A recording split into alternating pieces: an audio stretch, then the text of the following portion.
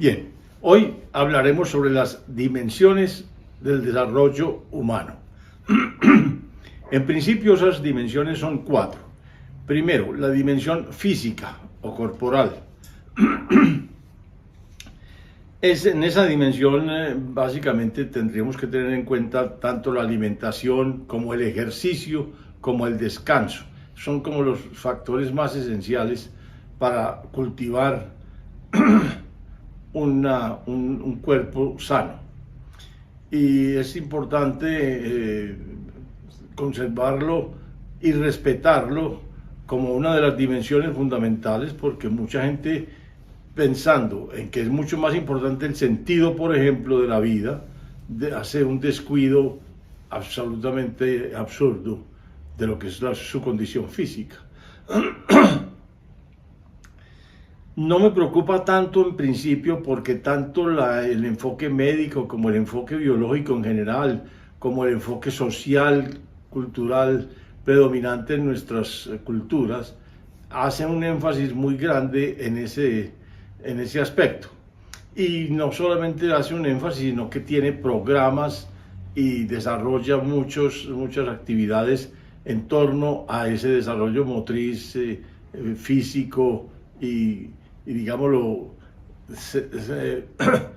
de salud, que se preserva básicamente a partir de inclusive condiciones políticas casi que en cada país.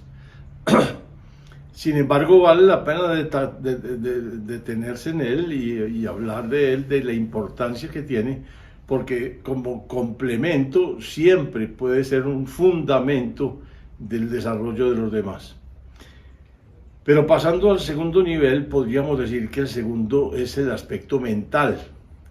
Se ha trabajado mucho sobre él también, en cierta forma, porque allí en el aspecto mental están nuestras creencias, sobre todo nuestras creencias limitantes.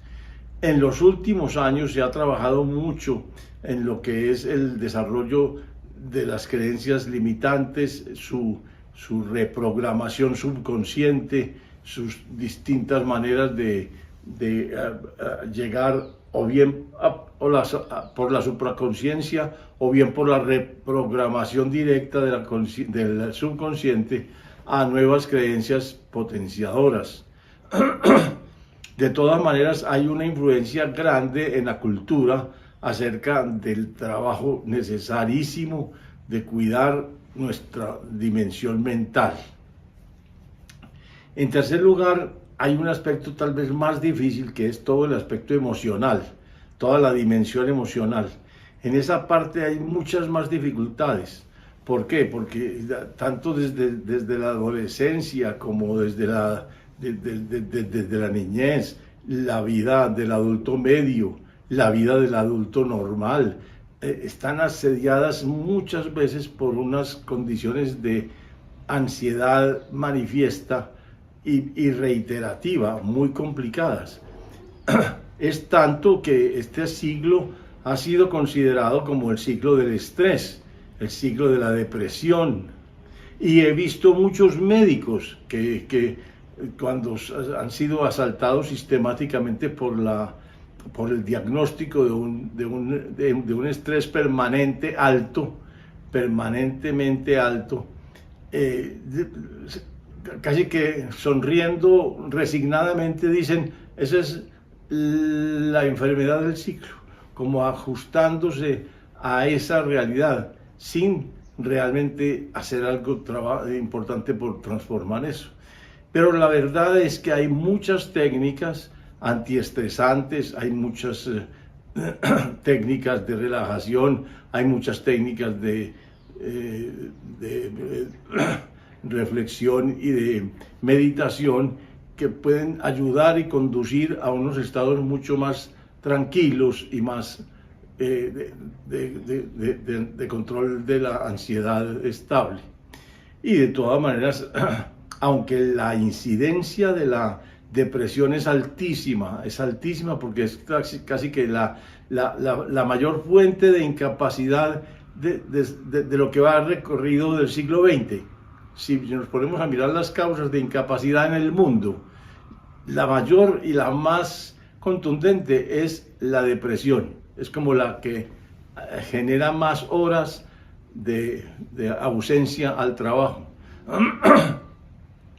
Sin embargo, toda la, digámoslo, la concentración médica, la concentración de los psicólogos, la concentración de general de clínica y terapéutica está muy centrada en controlar esos factores emocionales negativos.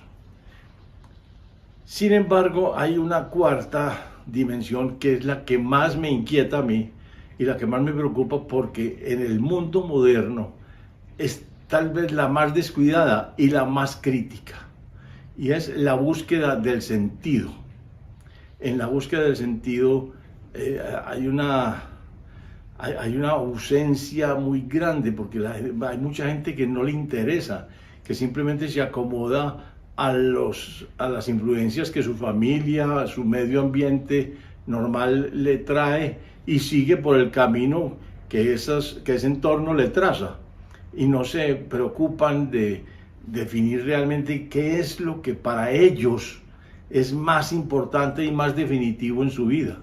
No se preocupan por establecer cuál es digamos, como el aspecto en el cual ellos están llamados a hacer una contribución especial a su comunidad o a la humanidad inclusive. ¿Por qué? Porque se preocupan mucho más, es como de la adaptación al medio, de ajustarse a lo que hay.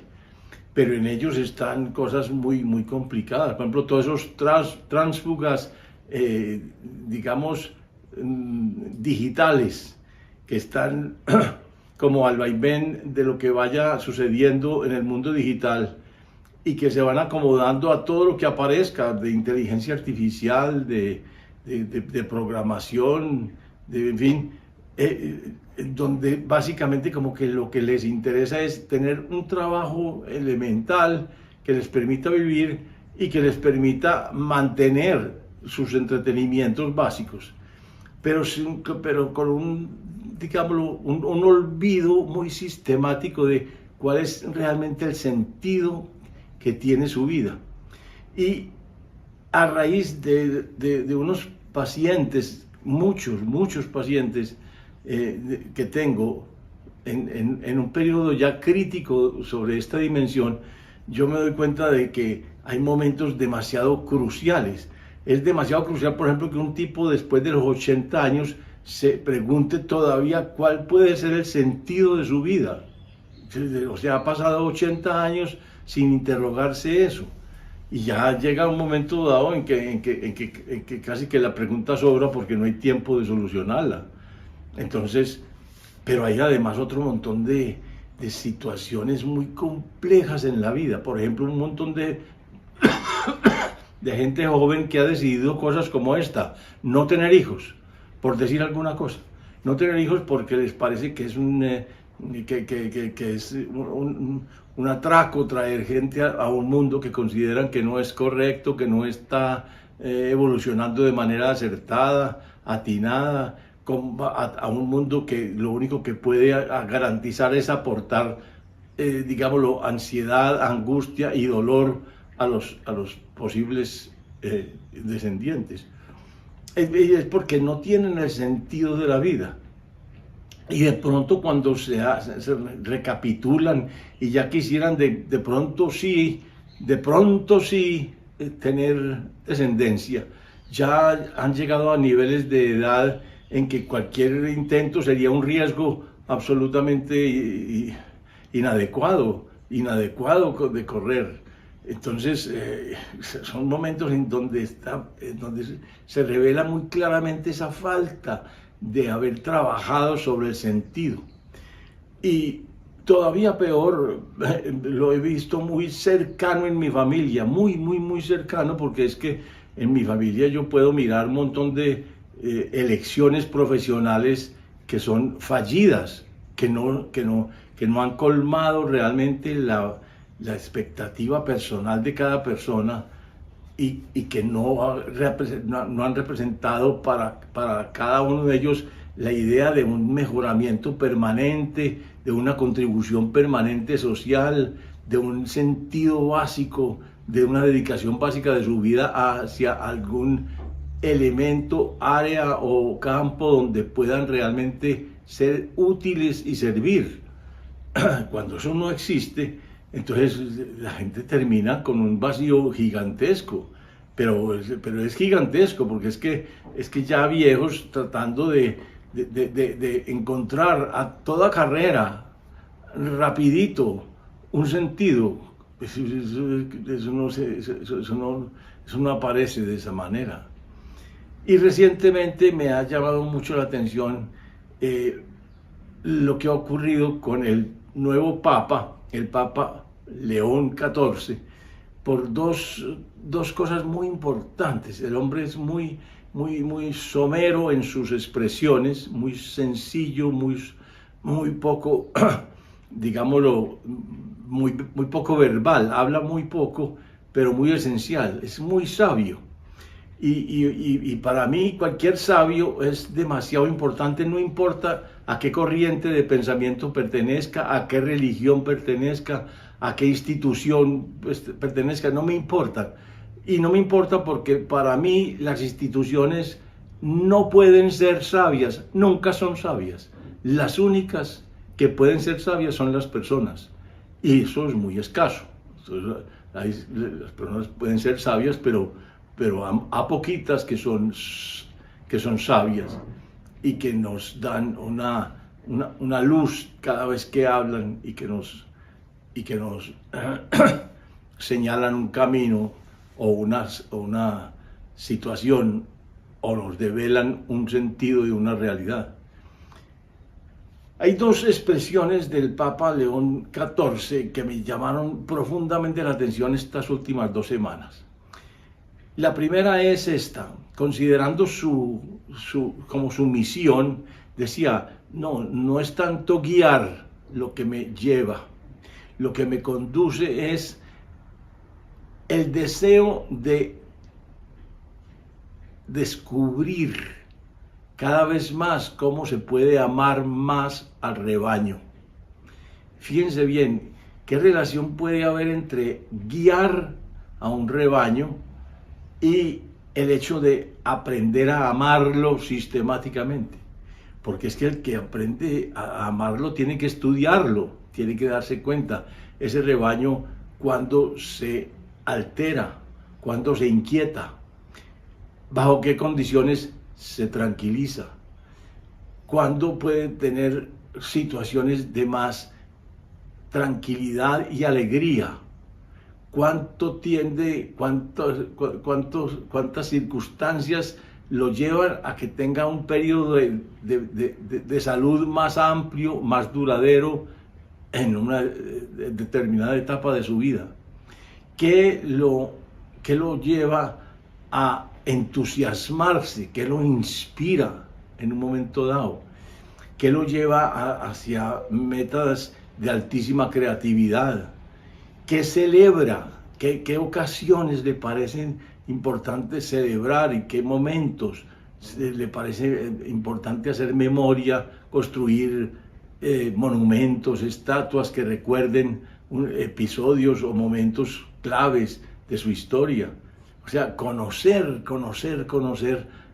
ese vibrar interno del rebaño es el camino más directo que se me ocurre a mí para poder ser un buen guía, porque si en ese camino de conocimiento y sin el camino del amor hacia ese rebaño, es imposible concebir una guía realmente adecuada.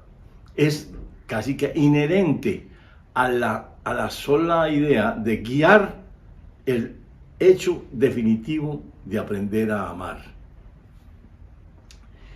Ese para mí es tal vez la contribución más importante y más sencilla de León XIV a su propia, digamos, a su propia misión.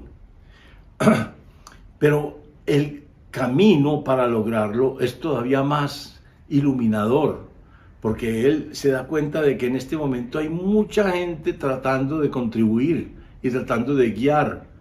Y toda esa gente habla y propone y todos disputan y todos quieren hacer oír su voz y lo único que hacen es aumentar el ruido.